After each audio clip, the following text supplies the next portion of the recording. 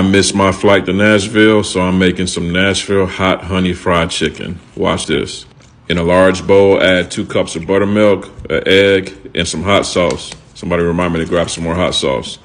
In another bowl, grab your 2 cups of flour, and then this seasoning right here, the Dirty Bird Rub Nashville Hot. Put 2 capfuls of that in there, whisk that together. I'm gonna keep it player with some legs and some wings. So you wanna hit it with that dry mix, then put the chicken in your wet mix and then back in your dry mix for that double coated action. Once your chicken is ready, go ahead and heat up some peanut oil to 325 degrees. Fry your chicken for 15 to 18 minutes, flipping every couple of minutes until it's nice and golden brown like this, or to a temperature of 165.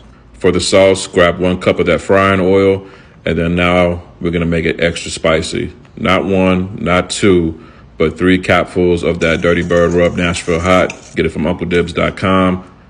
Whisk that together, add your honey, and then dip your chicken, shawty. This chicken was so good, I didn't even care that I missed my flight to Nashville. Full recipes on my site. Give it a try.